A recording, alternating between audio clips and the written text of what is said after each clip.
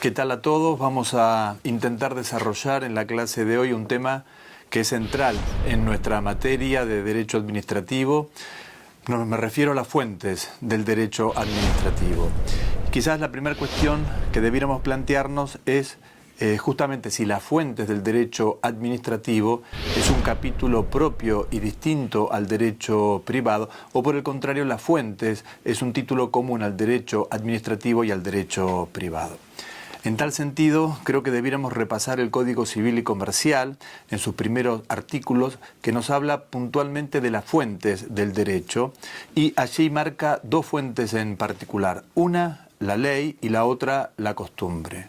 Cuando uno luego vuelve su mirada sobre el derecho administrativo, advierte que en verdad las fuentes de esta materia no son las mismas que las del derecho civil que acabo de mencionar. Repito, la ley y la costumbre, sino que el derecho administrativo tiene fuentes propias, distintas, y que por eso es necesario justamente detenerse en este capítulo del derecho administrativo para hacerlo con mayor detalle y profundidad. Cuando hablamos de fuentes, de hecho ya hemos estudiado en las materias introductorias de nuestra carrera las fuentes del derecho en general, vale recordar que la primera fuente del derecho es la Constitución. En este capítulo debemos mencionar los tratados internacionales que, como todos ya sabemos, han sido incorporados al texto constitucional en la reforma de 1994 con rango constitucional. En verdad, como ustedes saben, hay dos clases o categorías de tratados internacionales, unos que ya mencioné antes, aquellos que tienen rango constitucional, y otros que tienen un rango inferior a la Constitución, pero que a pesar de ello están por encima de la ley. En primer lugar, vamos a detenernos brevemente en los tratados con rango constitucional. No cabe duda que el texto de estos tratados es parte de la Constitución Nacional.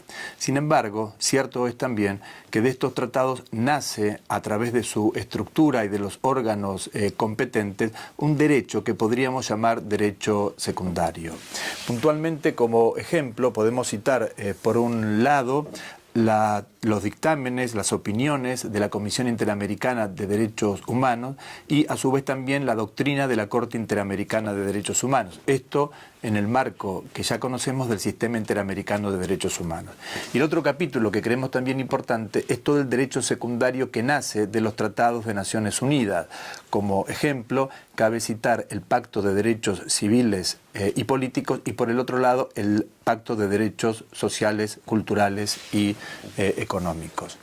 Pues bien, la pregunta es, además de la Constitución que hemos mencionado como una fuente principal del derecho administrativo, y a su vez el texto de los tratados, si este derecho secundario que nace de la aplicación de esos tratados es también fuente del derecho administrativo. Y es en verdad, pensémoslo, un capítulo central, porque cuando uno repasa el texto de los tratados internacionales que se han incorporado, como ya dijimos, a la Constitución, no nos hablan comúnmente de derecho administrativo. Pero cuando bajamos un escalón y nos centramos en el derecho secundario que sí nace de esos tratados, estos se refieren a capítulos propios del derecho administrativo. Y cito como ejemplo, vamos a descubrir mucho derecho secundario, por ejemplo, fallos de la Corte Interamericana de Derechos Humanos que se refieren a temas tales como la responsabilidad estatal, la expropiación, el procedimiento administrativo, los actos administrativos, la discrecionalidad estatal, el control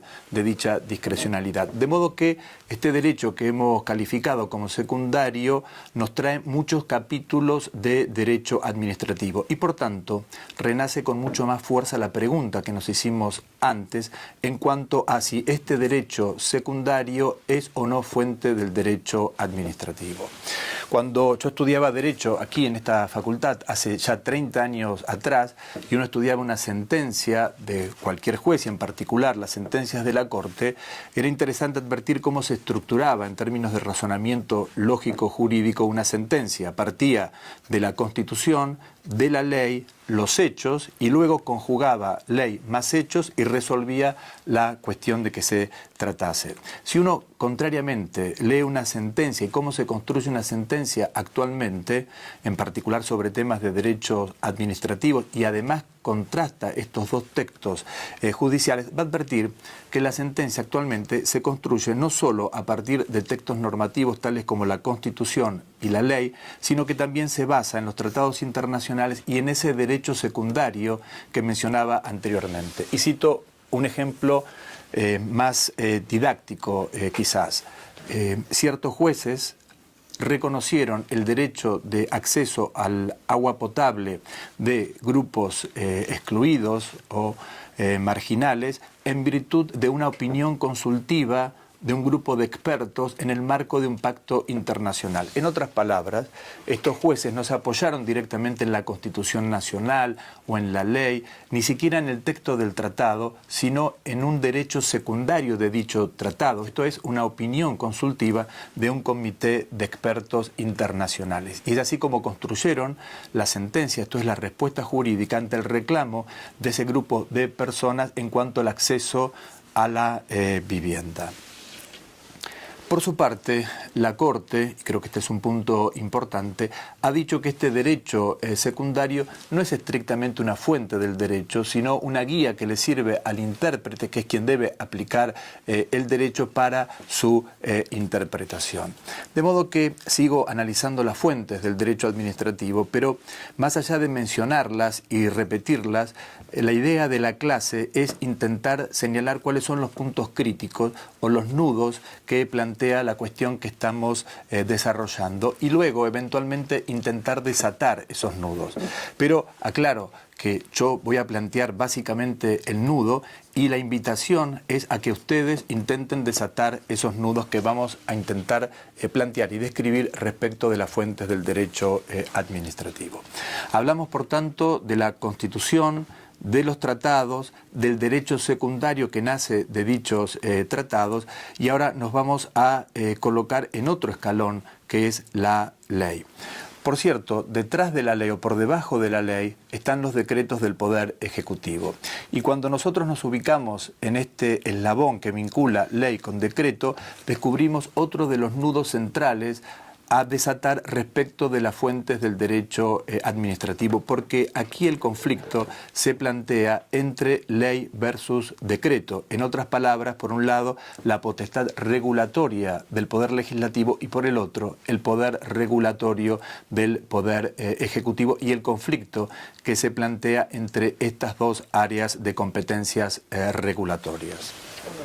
Dijimos entonces que otro de los puntos críticos a resolver es el vínculo entre estas dos fuentes del derecho. Pues además de la Constitución y los tratados internacionales, vamos a descubrir la ley y los decretos dictados por el Poder Ejecutivo como fuentes del derecho administrativo. La cuestión central es intentar distinguir cuál es el campo regulatorio de la ley por un lado y de los decretos que dicta el Poder Ejecutivo por el otro. Si pudiésemos describirlo, esto en términos gráficos, podríamos marcar un círculo central en donde vamos a ubicar a la ley como fuente del derecho y luego otro círculo complementario que está compuesto por los decretos que dicta el Poder Ejecutivo.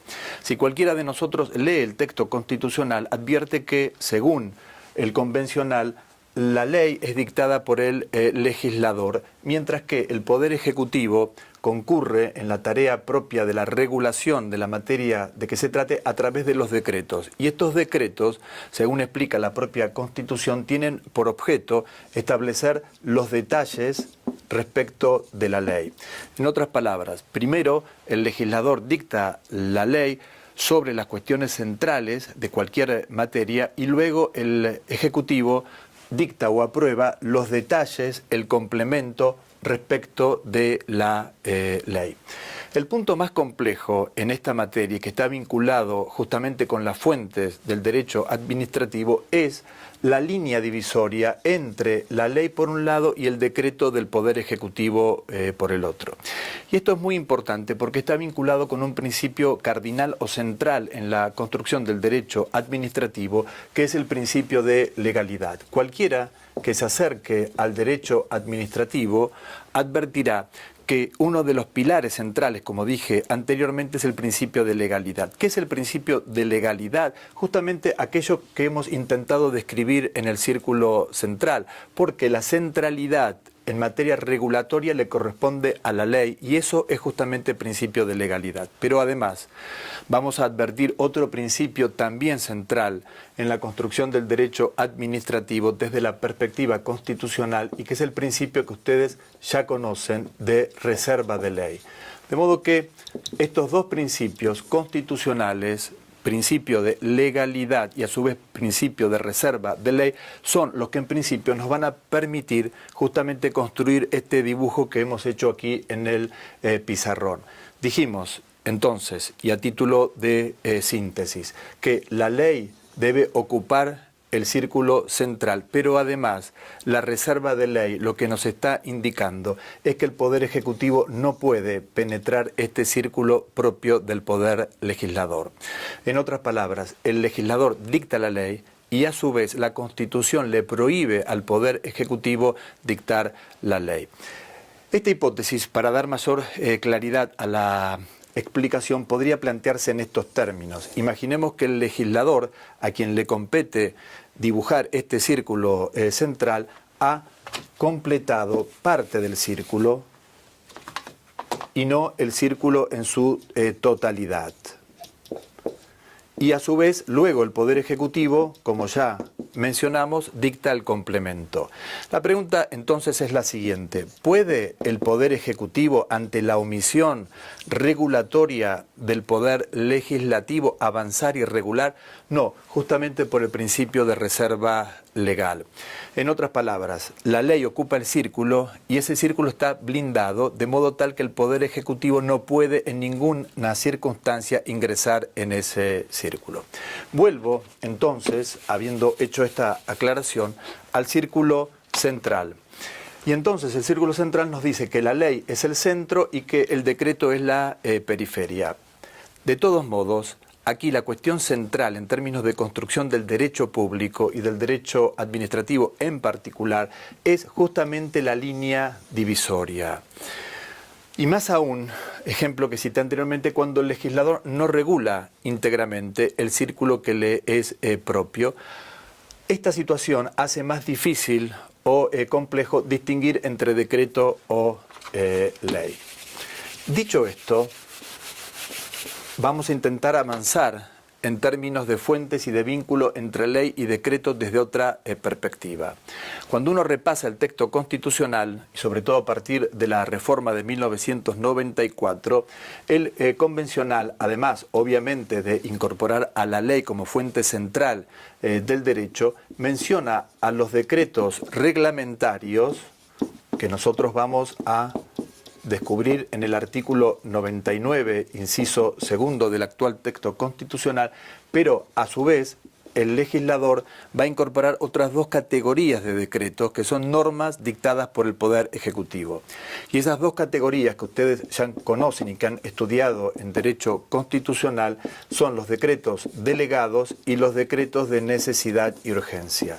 ¿Qué es un decreto delegado o, en su caso, un decreto de necesidad y urgencia? Pues bien, son leyes que dicta el Poder Ejecutivo. Si bien en principio la ley la dicta el Congreso y el Ejecutivo dicta los decretos, el convencional lo que ha previsto es que en determinados supuestos de excepción el Poder Legislativo pueda dictar leyes. Y esas leyes que dicta excepcionalmente el Poder Ejecutivo se denominan en el marco constitucional decretos delegados y decretos de necesidad y urgencia. Antes de avanzar en este punto, quiero marcar que esta distinción entre círculo central y círculo periférico a la que me referí anteriormente es muy compleja y de hecho cuando uno analiza la jurisprudencia de nuestra Corte Suprema desde el año 1930 hasta el año 1993, o sea, antes de la reforma constitucional de 1994, va a advertir que la Corte, respecto de los decretos delegados y de las delegaciones legislativas, aclaro aquí que cuando nos referimos a decretos delegados o delegación legislativa, son supuestos en los cuales el Congreso transfiere potestad legislativa desde su seno al Poder Ejecutivo. Pues bien, desde 1930 a 1993, la Constitución no preveía la potestad del Congreso de delegar o transferir potestades regulatorias propias en el Poder Ejecutivo. Sin embargo, si uno analiza las leyes durante este periodo histórico, advierte fácilmente que el Congreso transfirió innumerables competencias legislativas en el Poder Ejecutivo. Y además, con el propósito de cerrar este círculo explicativo, también es posible descubrir que la Corte negó la posibilidad de que el Congreso transfiriese esas potestades legislativas en el Poder Ejecutivo.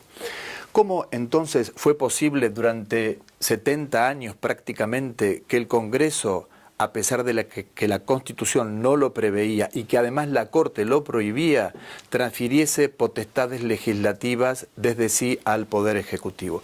De un modo muy simple, la Corte lo que hizo fue reducir este círculo y, por tanto, en la medida en que la Corte redujo el círculo propio de la ley, consecuentemente expandió el campo regulatorio del Poder Ejecutivo.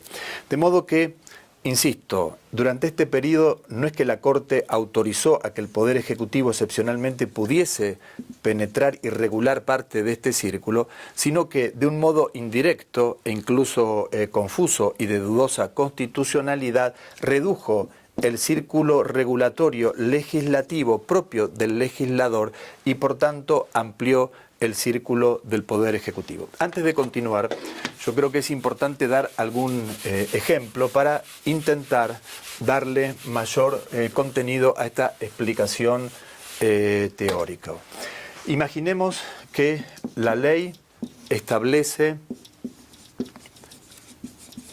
que está prohibido determinadas conductas, la conducta A, la conducta B y la conducta C, y que en caso de que cualquier persona incumpliese este mandato, la consecuencia es X.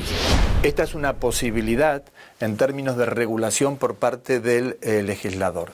Imaginemos otra ley del propio legislador en el cual estableciese que la conducta prohibida es A y a su vez que la consecuencia es X. O una tercera ley, en términos comparativos con las anteriores, en la cual no definiese claramente cuál es la conducta prohibida, ni tampoco cuál es la consecuencia o la sanción respecto de las conductas indefinidas en la propia ley. Estas son distintas hipótesis de regulación por parte del legislador y podríamos incluso pensar muchas otras respecto de la ley aprobada por el Poder Legislativo. Si uno contrasta estos ejemplos, va a advertir que en el primer caso el legislador regula y lo hace de un modo completo y claro, mientras que si hacemos un degradé entre estas hipótesis, en la tercera el legislador le está transfiriendo prácticamente al Poder Ejecutivo la posibilidad de regular estos campos. Para definir si esto es correcto o no en términos constitucionales o si existe una hipótesis de delegación, tenemos que volver a la idea original de distinguir, como intentamos hacerlo anteriormente, entre el círculo central por un lado y el círculo periférico del Poder Ejecutivo por el otro. Vamos a intentar dar un ejemplo más concreto, justamente para volver sobre el punto central sobre el cual estamos girando en este trazo de la explicación respecto de la distinción de la ley y el decreto. Adelanto. Es posible que cualquiera de nosotros defina la ley como la norma aprobada por el Congreso y a su vez el decreto como la regla dictada por el Poder Ejecutivo. Pero este es un análisis formal, casi superficial, porque con ese criterio el decreto podría avanzar sobre la ley y en tanto le llamemos decreto sería válido. Y ese análisis es incorrecto o al menos insuficiente. Tiene que haber alguna directriz, una pauta que nos permita a nosotros distinguir la ley del decreto en términos materiales y no meramente formales en virtud del órgano que dictó la regla. Ejemplo puntual, he intentado describirlo aquí en el pizarrón. Imaginemos tres leyes desde esta perspectiva de distinción entre ley y decreto, porque cuando el Congreso regula puede avanzar hasta esta línea, puede hacerlo en parte o incluso, este es un dato muy importante que aún no hemos mencionado, la ley puede avanzar sobre el decreto. Insisto entonces, la ley puede cubrir todo el círculo central, parte de ese círculo, o puede incluso avanzar sobre el círculo del decreto, en cuyo caso la ley comprendería los dos círculos.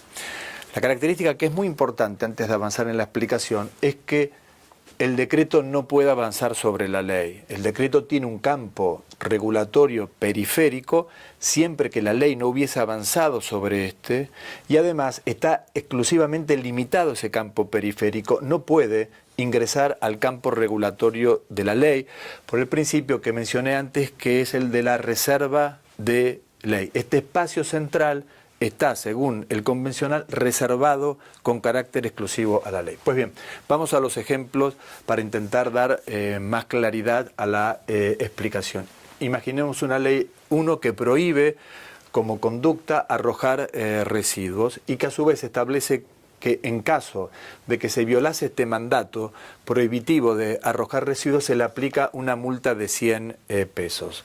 Imaginemos otra ley, llamémosle ley 2, que prohíbe idéntica conducta, arrojar residuos, pero en caso de que se incumpliese con este mandato, la sanción que ha previsto el legislador es de 100 pesos o de clausura.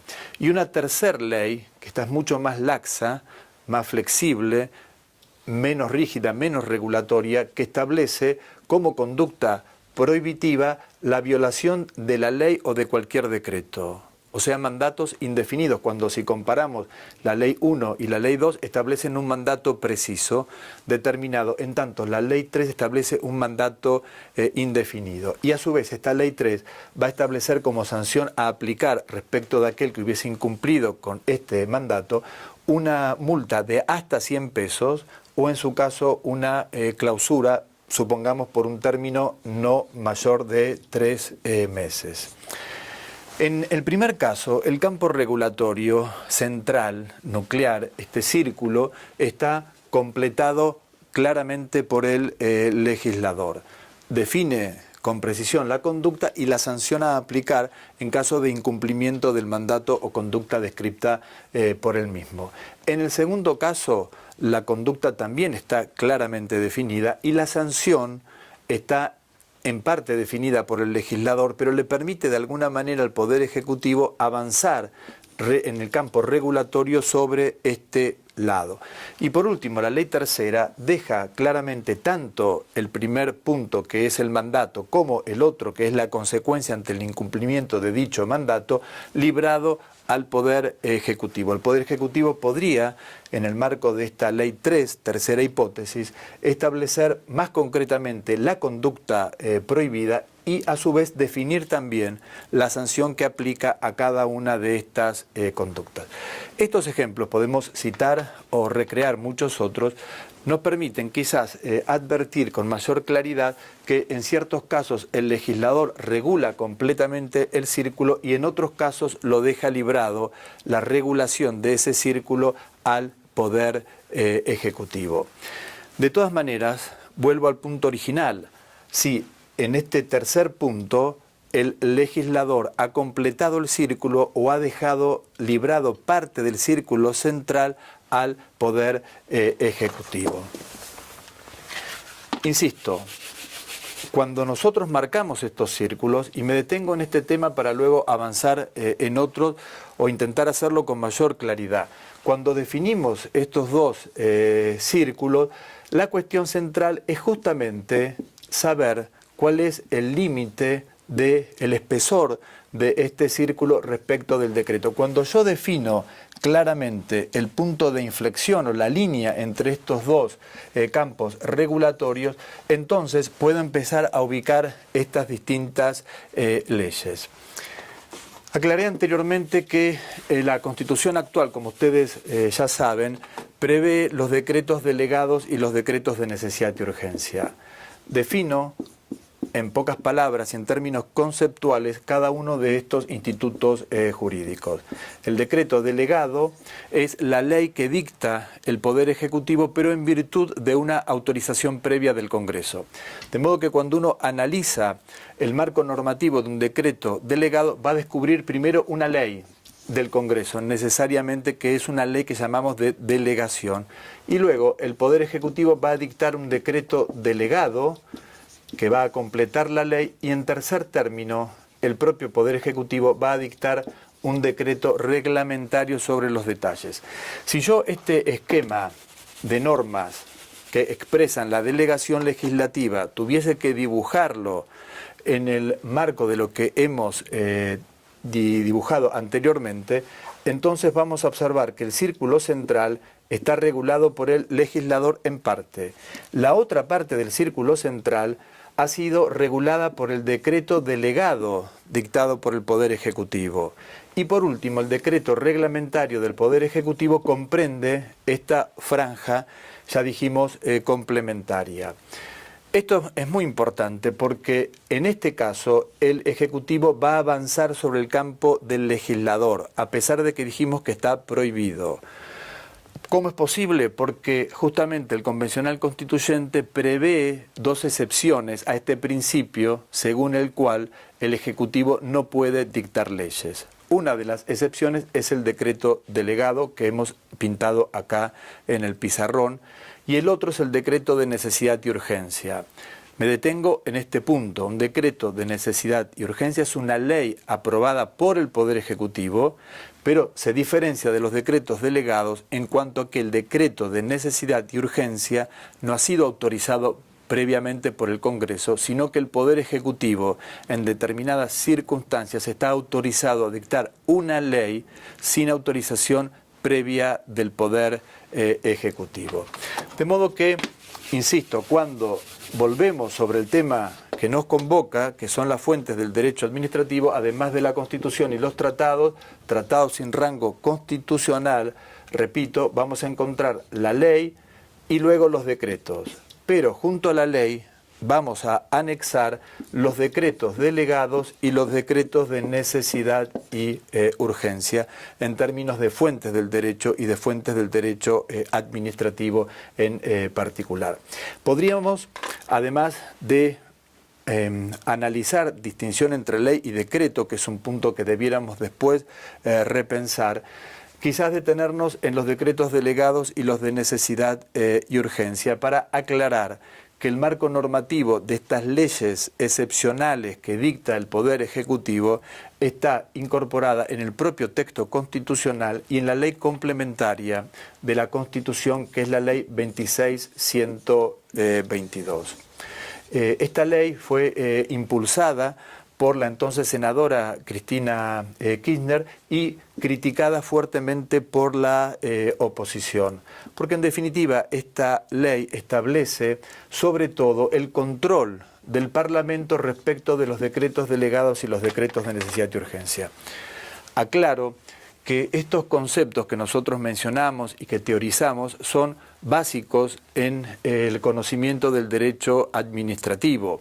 Uno puede estudiar la historia argentina a través de un manual de historia, como hicieron ustedes en el colegio secundario, pero también podemos analizar la historia de la Argentina a través de los decretos delegados o los decretos de necesidad y urgencia. Un ejemplo común de decretos delegados son las leyes de emergencia. Desde el año 1983 en la Argentina cada gobierno dictó su propia ley de emergencia, o en el caso del gobierno anterior se prorrogó durante 16 años y aún está vigente la ley de emergencia aprobada durante el mandato del presidente Duhalde. Las leyes de emergencia El corralito nace, por ejemplo, de una ley de emergencia o la revisión del cuadro tarifario de los servicios públicos, sobre lo que se ha discutido mucho en los últimos meses en la Argentina, tiene su fuente también en una ley de emergencia, que son ejemplos muy claros de decretos delegados. ¿Qué es lo que ocurre durante la emergencia? Que el Congreso, justamente, en razón de esa situación excepcional, traslada poder regulatorio desde sí al Poder Ejecutivo. Y es entonces el Poder Ejecutivo el que en ese contexto, insisto, de emergencia, de crisis social, institucional, económica, política, dicta innumerables leyes llamadas entonces decretos delegados. Dimos dos ejemplos vinculados al corralito respecto de los depósitos bancarios de las personas. O también citamos el ejemplo de la revisión de los cuadros tarifarios de las empresas prestatarias de servicios públicos, pero podríamos citar muchos otros ejemplos. Por caso, la crisis que se desató durante el gobierno anterior con el campo nace justamente de un decreto delegado dictado en aquel entonces por el ministro de Economía y en virtud de una delegación legislativa. La delegación, y nos vamos a detener aquí, es un tema muy importante en la Argentina, no solo por los ejemplos que citamos anteriormente, sino también porque hasta 1994, como explicamos al principio de esta clase, se habían delegado innumerables facultades del Congreso en el Poder Ejecutivo. Y entonces, si uno analiza las reglas jurídicas antes de 1994, va a encontrar innumerables leyes de delegación, por un lado, y por otro lado, innumerables decretos delegados. Recordemos que la ley de delegación y el decreto delegado son leyes. Insisto, no estamos refiriéndonos a decretos reglamentarios o complementarios del Ejecutivo, sino decretos delegados que justamente apuntan al núcleo, al círculo central propio de la ley. ¿Qué ocurrió? Esto es importante en términos de análisis y de reflexión. Hasta 1994 existían y existen innumerables leyes y decretos delegados. Cuando el Convencional Constituyente en el 94 incorpora los decretos delegados, la pregunta que se hace es respecto de todas las leyes y los decretos delegados anteriores a 1994. En otras palabras, las leyes previas a 1994, así como los decretos delegados anteriores a ese entonces, ¿siguen vigentes o no? ¿Cómo contestó este interrogante no menor el Convencional Constituyente? Prorrogó durante 5 años todas las leyes de delegación y los decretos delegados anteriores a 1994. Pero prorrogó por 5 años, por 6 años, 7 años, 9 años, por 15 años. Hasta que años atrás el Congreso comenzó a analizar cuáles de las leyes anteriores a 1994 y de los decretos delegados seguían subsistentes. Lo cierto es que hizo un trabajo a través de un proyecto de ley, pero esa ley o proyecto nunca fue aprobado por el Congreso. Con lo cual, si uno analiza las leyes de delegación y los decretos delegados anteriores a 1994, no está claro si continúan vigentes o no. La interpretación más razonable e incluso mayoritaria es que las leyes de delegación previas a 1994 caducaron, mientras que los decretos delegados anteriores al 94 siguen vigentes. Esto supone que el Poder Ejecutivo no puede ya dictar un decreto delegado apoyándose en una ley anterior al 94 porque caducó. A partir de ahora, cuando el Ejecutivo dicta un decreto delegado, tiene que apoyarse en una ley de delegación posterior a 1994.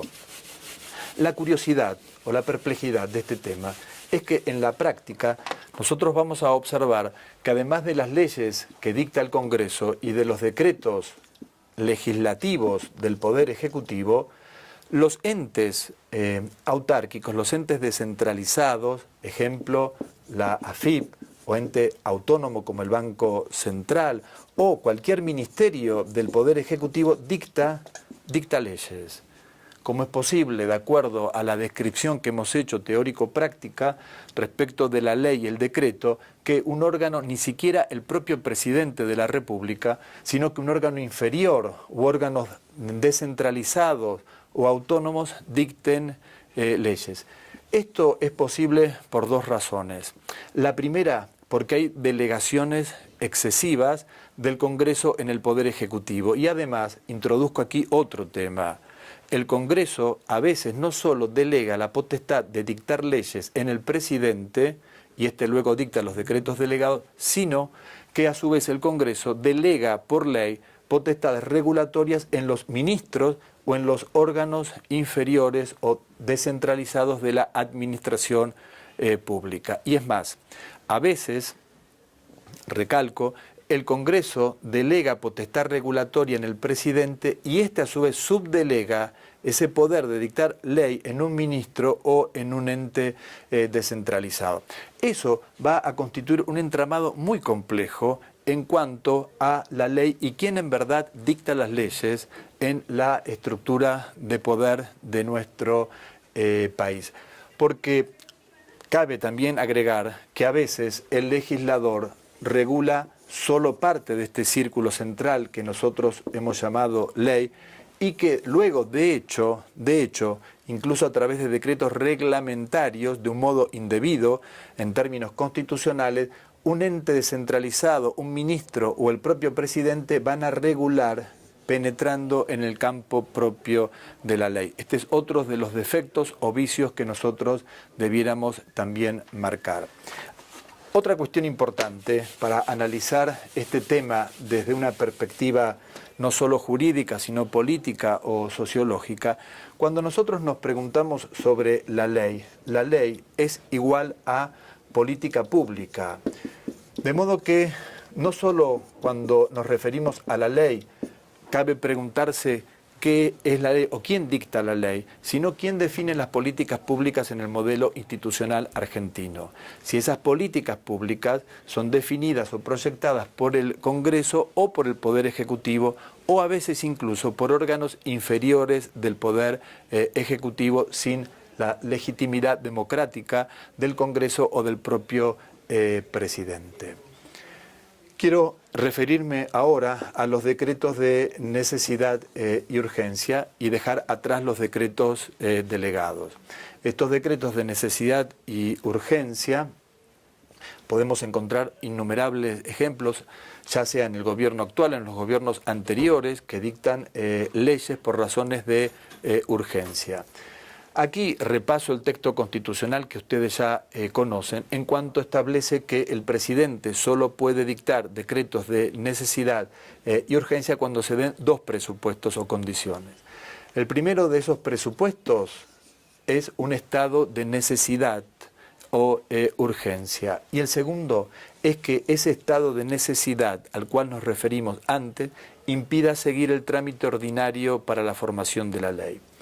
¿Qué significa esto? La Corte, en un precedente, Berroqui, ha intentado desmenuzar estos conceptos diciéndonos que existe tal estado de necesidad que impide seguir el trámite parlamentario cuando se dan algunas de estas dos circunstancias. A, imposibilidad material de que se reúna el Congreso, y B, cuando la decisión estatal sea de tales características que si se sujetase a la discusión parlamentaria no tendría efectividad. Y por eso es posible que el Ejecutivo recurra a un decreto de necesidad y urgencia. Para completar esta parte de la explicación, quiero llevarlos a la ley que mencioné antes, 26.122, que regula justamente o completa la regulación de los decretos delegados y de los decretos de necesidad y urgencia. ¿Por qué esta ley es criticable? Por varias razones. Sobre todo porque establece que un decreto delegado o un decreto de necesidad sigue en pie hasta tanto las dos cámaras del Congreso lo rechacen y además lo hagan en términos expresos. De modo que pensemos las siguientes hipótesis. Si una Cámara del Congreso, por caso la Cámara de Diputados, aprueba y el Senado rechaza, sigue en pie la ley dictada por el presidente. Si la Cámara de Diputados guarda silencio, no se expide respecto de la validez de dicha ley del Ejecutivo y la Cámara de Senadores rechaza, igualmente sigue en pie. La única hipótesis, por tanto, en la cual cae la ley dictada por el Poder Ejecutivo es cuando rechaza diputados y rechaza Senado. Y además, otra característica también criticable es que este rechazo, ambos rechazos de las dos cámaras, tiene que ser expreso. Es decir, no hay un plazo en el cual deban expedirse y en caso de que no lo hiciesen, cae el decreto de necesidad o el decreto delegado. Insisto, tiene que tratarse de un rechazo de ambas cámaras y en términos expresos. Esto nos lleva a un cuadro de situación en el cual el presidente, siempre que tenga mayoría, al menos en una de las dos cámaras, puede gobernar a través de decretos delegados o decretos de necesidad y urgencia. Hablamos entonces de las fuentes. Constitución, tratados, nos introdujimos luego en la ley, el decreto. Quiero, para cerrar esta explicación, referirme a las fuentes del derecho y particularmente del derecho administrativo que vamos a ubicar por debajo de los decretos.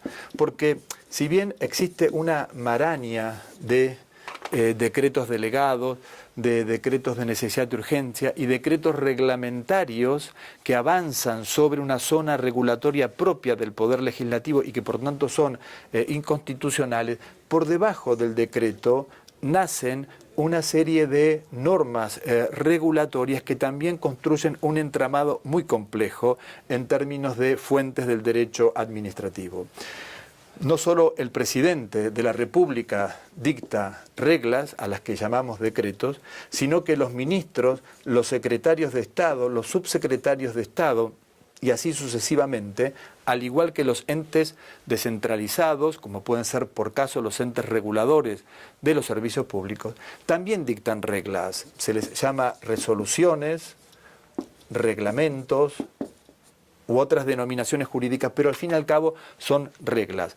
Quiero detenerme en este punto y aclarar que aquí estamos analizando reglas jurídicas y no la aplicación de dichas reglas. Cuando ustedes más adelante, en el contexto de este curso de Derecho Administrativo, analicen contratos administrativos, actos administrativos, allí ya nos ubicamos en otro plano, que es la aplicación de las reglas.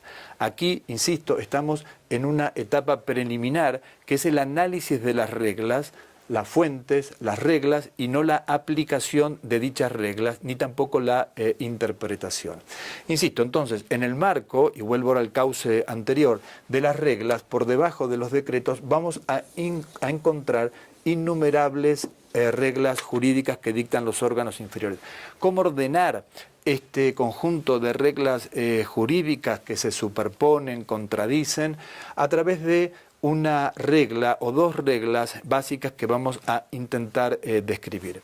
En primer lugar, todo este campo regulatorio comprende el mundo de los decretos, es decir, el mundo de los detalles y del complemento, porque no olvidemos que el mundo regulatorio central está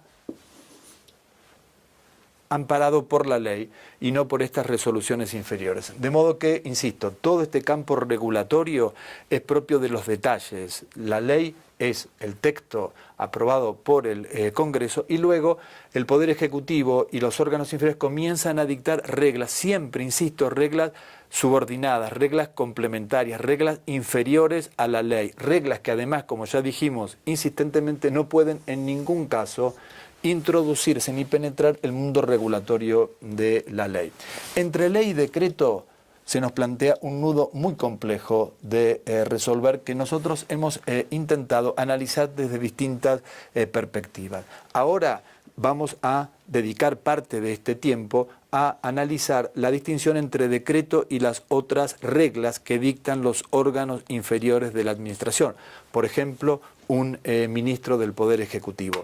Aquí, entre ley y decreto, existe una distinción sustancial. La ley va sobre la base, sobre el núcleo, siempre, y el decreto sobre los detalles. Pero cuando nos introducimos en este otro plano, decreto y resolución ministerial, aquí no hay una distinción sustancial. De modo que el decreto puede cubrir toda la materia regulatoria complementaria. Por el contrario, el decreto del presidente puede abarcar parte de ese campo. Imaginemos que la ley ha regulado todo el núcleo y el decreto puede avanzar sobre 3 detalles, detalles A, B y C.